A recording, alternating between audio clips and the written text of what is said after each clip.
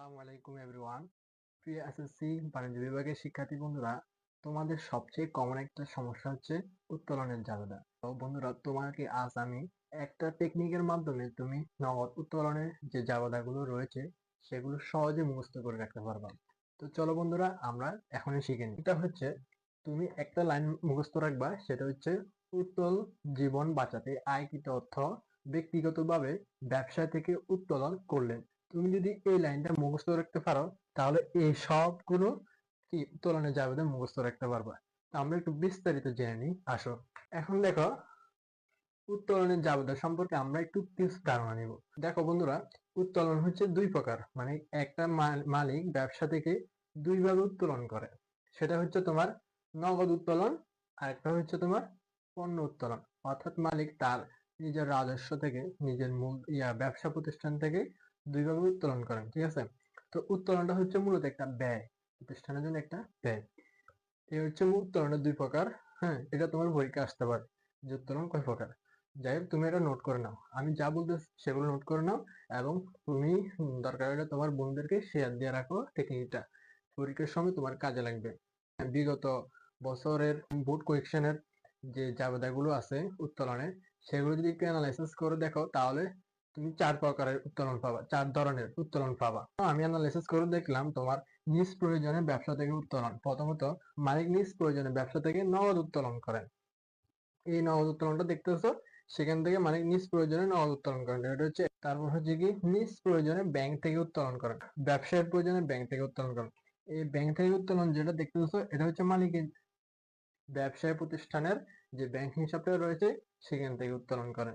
তাহলে আমি কি বললাম, চার ধরনের জাবেদার মধ্যে একটা হচ্ছে তোমাকে দিয়ে থাকবে কি, নিজ প্রয়োজনে ব্যবসা থেকে উত্তোলন করেন। আরেকটা হচ্ছে নিজ প্রয়োজনে ব্যাংক থেকে উত্তোলন করেন। তারপর হচ্ছে কি, 3 নাম্বার, ব্যবসায়ের প্রয়োজনে ব্যাংক থেকে উত্তোলন করেন। 4 নাম্বার হচ্ছে পণ্য উত্তোলন করেন। এগুলো ছাড়া তোমার আর কোনো জাবেদা আসে নাই, আসবেও না, ঠিক আছে। এখন দেখো, আমরা আজকে শিখবো তোমার, হ্যাঁ, নিজ প্রয়োজনে ব্যবসা থেকে, এই ব্যবসা থেকে নগদ উত্তোলন করেন। আমরা আজকে সেটা শিখবো। তো মালিক তোমার বিভিন্ন কারণে, তার নিজের নিজের জন্য, হ্যাঁ, ব্যবসা থেকে নগদ উত্তোলন করে থাকে। নগদ মানে কি, টাকা, বুঝতে পারছো। এখন দেখো ভাইয়া, তুমি তোমার প্রশ্নে কিভাবে বুঝবা যে কোন কথাটা নগদ উত্তোলন বিষয়ক, মানে তুমি কিভাবে বুঝবা যে তোমাকে নগদ উত্তোলনের কথা বলতেছে, নগদ উত্তোলন জাবেদা করবা, কিভাবে বুঝবা।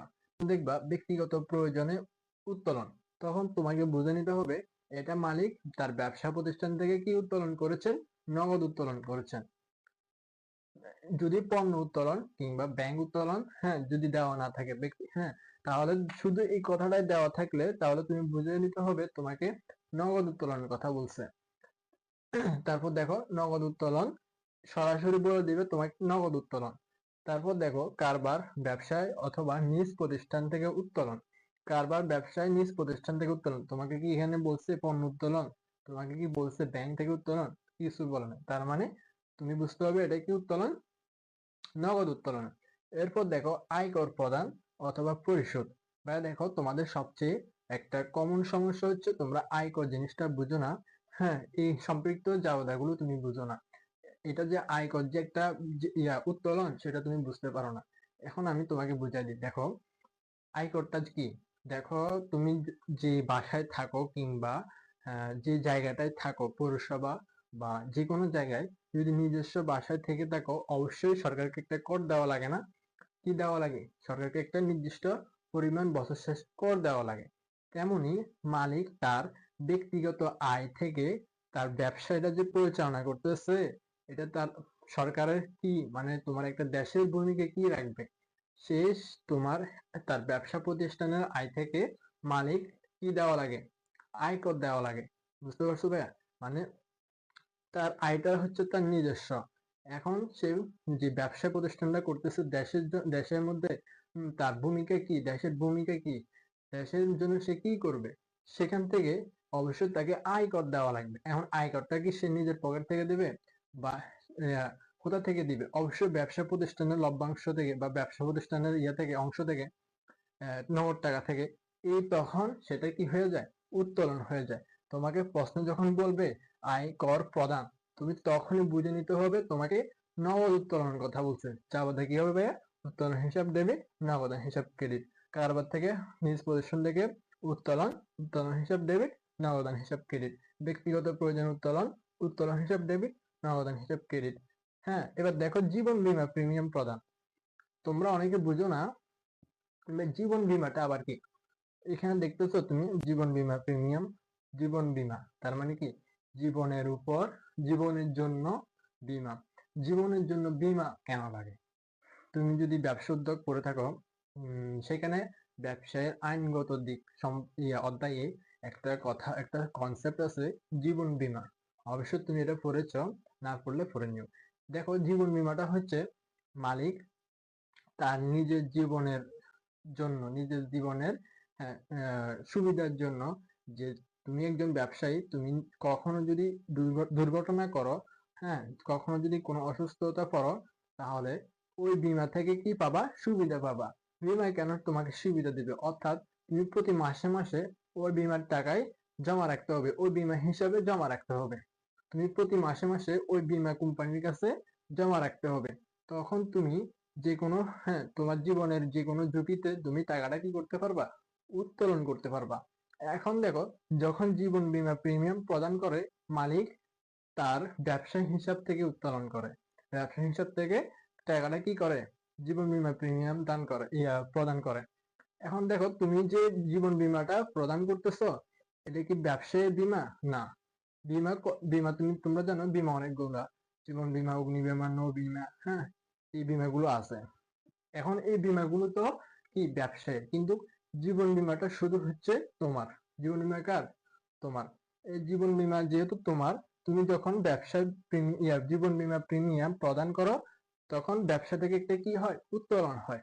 এই উত্তোলনটাও যাবতীয় হবে উত্তোলন হিসাব ডেবিট, নগদ হিসাব ক্রেডিট। কখনো তোমাকে ডিরেক্টলি উত্তোলনের কথা বলে দিবে, মানে তোমাকে কিছুই বলবে না আগে পিছে, পণ্য উত্তোলন নাকি ব্যাংক উত্তোলন নাকি নগদ উত্তোলন, কিছুই বলবে না। শুধু বলবে কি উত্তোলন। তোমার তখন তোমাকে বুঝে নিতে হবে কি উত্তোলন হিসাব ডেবিট, নগদ হিসাব ক্রেডিট। এখন ভাইয়া, তোমার মনে প্রশ্ন আসতে পারে যে উত্তোলন হিসাব কেন ডেবিট হয়েছে, নগদ হিসাব কেন ক্রেডিট হয়েছে? প্রশ্ন আসে না? তুমি একজন হিসাব বিজ্ঞানের স্টুডেন্ট হিসেবে অবশ্যই তোমার এই প্রশ্নটা আসবে। দেখো, উত্তোলন হিসাব কেন ডেবিট হয়েছে? উত্তোলন কি বলছিলাম? একটা মালিকের ব্যয়। প্রতিষ্ঠান থেকে যখন সে টাকাটা তুলে ফেলতেছে, অন্য অন্য কোনো জায়গায় দিয়ে দিচ্ছে, প্রদান করতেছে, নিজের জন্য নিয়ে নিচ্ছে, তখন কি হচ্ছে? একটা ব্যয় হইতেছে। এই উত্তোলন ব্যয় হওয়ার কারণে উত্তোলন হিসাব ডেবিট এবং নগদ হিসাব ক্রেডিট। নগদ হচ্ছে একটা কি প্রতিষ্ঠানের সম্পদ। তোমরা জানো প্রতিষ্ঠানের সম্পদ কি? নগদ, আসবাবপত্র ইত্যাদি। এসব প্রতিষ্ঠানের একটা কি সম্পদ। এই সম্পদ যখন কমে যায় তখন ক্রেডিট হয়ে যায়। এটা সহজভাবে মনে রাখতে তুমি করতে পারো, এই জিনিসটা মনে রাখতে পারো যে সব, দন্তেস ব, এই সব বাড়লে ডেবিট, কমলে ক্রেডিট। দন্তেস দিয়ে সম্পদ, ব দিয়ে ব্যয়, সম্পদ ব্যয়, এই সম্পদ ব্যয় বাড়লে ডেবিট, কমলে ক্রেডিট। এখন দেখো উত্তোলন হিসাব কি, প্রতিষ্ঠানের উত্তোলনটা বেড়ে গেছে না? উত্তোলন বেড়ে যাওয়ার কারণে কি হয়েছে? ডেবিট হয়ে গেছে। এখন দেখো নগদ হিসাব ক্রেডিট, নগদ সম্পদ, সম্পদ কমে গেছে না? সম্পদ কমে যাওয়ার কারণে কি হয়েছে? ক্রেডিট হয়ে গেছে। এখন ভাইয়া, তোমার মনে প্রশ্ন আসতে পারে তুমি কি সবগুলো এই সবগুলো মুখস্থ করে রাখবা? না ভাইয়া, তুমি এতগুলো মুখস্থ করার দরকার নাই। আমি তোমাকে একটা টেকনিক বলছি, সেটা তুমি মুখস্থ করে রাখবা। এই টেকনিক দিয়ে, এই লাইনটা দিয়ে তুমি সব এই গুলো মুখস্থ মাথায় রাখতে পারবা। কোনো ফেরা না ভাইয়া।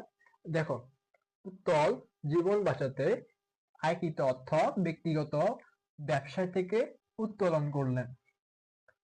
উত্তল জীবন বাঁচাতে আয়কৃত অর্থ ব্যক্তিগতভাবে ব্যবসা থেকে উত্তোলন করলেন। দেখো ভাইয়া, উত্তল উত্তল ধরো তোমার একজন বন্ধু উত্তল জীবন বাঁচাতে আয়কৃত অর্থ ব্যক্তিগত ব্যবসা থেকে উত্তোলন করলেন। উত্তল দিয়ে কি ভাইয়া?